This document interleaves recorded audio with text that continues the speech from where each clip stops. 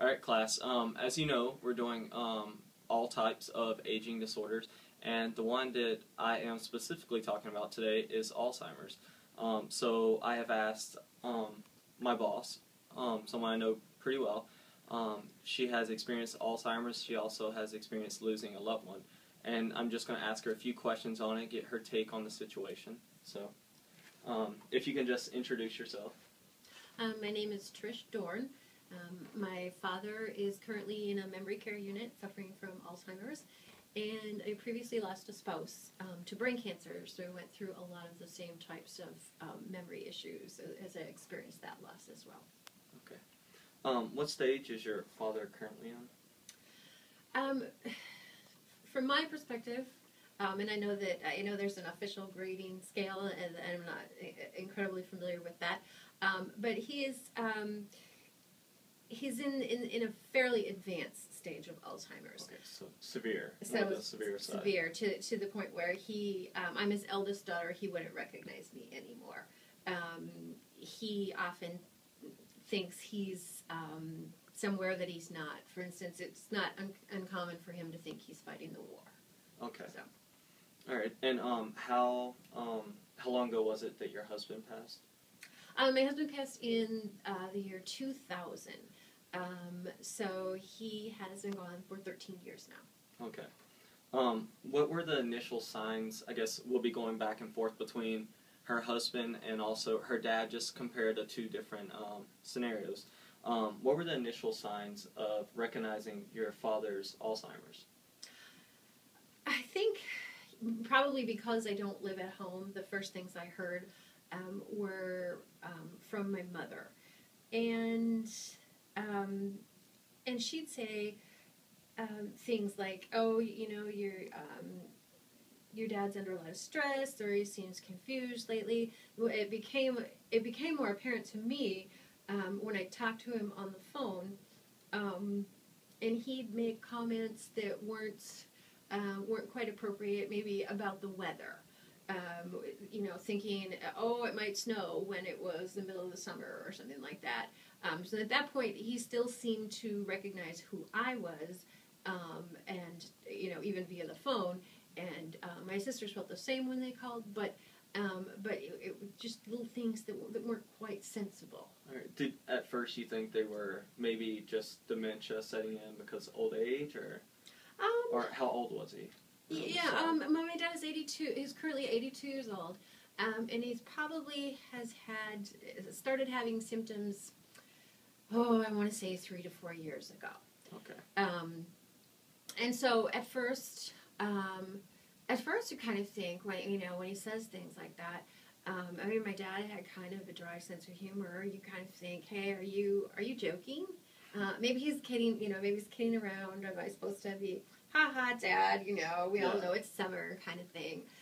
Because it's not a horrible slip of it, it's just a small thing. So yeah, I guess at first you think, oh, maybe he's joking, or maybe, maybe just kind of groggy today, or that kind of thing, as he's approaching 80 years old. So. Right. Were you ever in denial that it may be Alzheimer's? Oh, I think there's always, well, I don't know.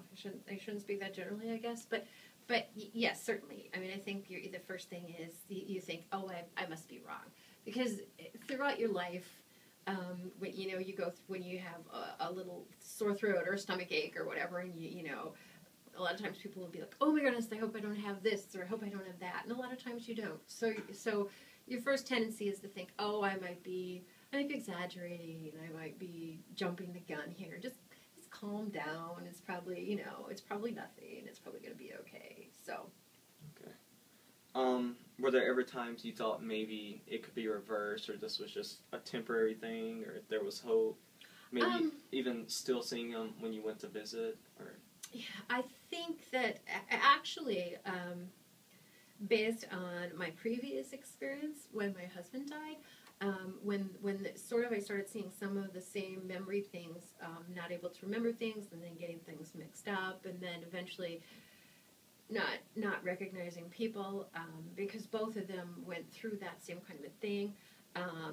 No, I think because of my previous experience, I was pretty pessimistic. I think I felt like I see where this time I see where this is going. I won't be surprised. I think the first time I went through things with my husband, I felt like, if we, once we get chemotherapy, we'll see that whatever brain damage was done will be reversed, which also wasn't possible. But there's still, I think, those kinds of denial.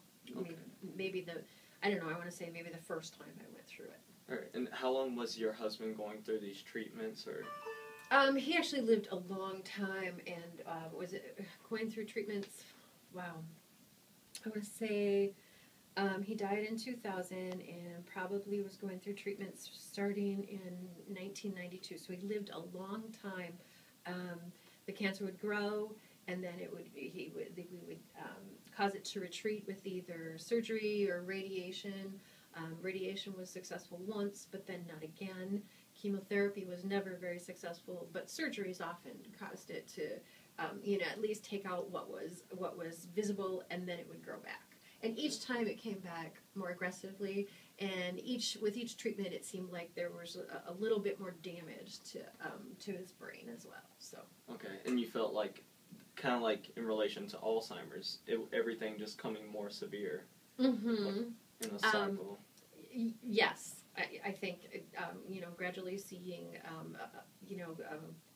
from just forgetting things, or maybe saying something that's not quite consistent with the environment that you're in, forgetting who were around him were. Both of them did that. Both of them. My husband actually had some very severe mood changes, which I haven't seen in my father. And he became very irritable, said inappropriate things, and towards the end of his life, the last year was very violent, I guess. Just not really himself, but if you came near him, if he could pull your hair or bite or grab on and not let go, kind of thing. So. Okay. What were the biggest troubles and obstacles you feel with dealing with Alzheimer's disease for you as the caregiver, or as the daughter? Yeah, because I was the main caregiver for my husband. I'm not the main caregiver for my father at this point. But, just biggest practical obstacles are getting around. I mean, living a normal life. My husband, due to the brain damage, was unable to walk. My dad, for some reason, whether related to the Alzheimer's, has lost the ability to use his legs, and nobody can quite explain that. And I don't know that that's uncommon either. But just getting around, getting to the doctor, making sure that you have some quality of life. You tend to stop going out to eat, or you don't go out shopping just for fun because it's not fun anymore. It's just it's just a lot of work. So from a practical perspective, from an emotional perspective, I think at first just really hard to believe that it's happening. Very draining. Yeah. Okay. Mm-hmm. I spoke with you briefly before we started recording about Kubler and Ross, and that there's 5 stages of grief.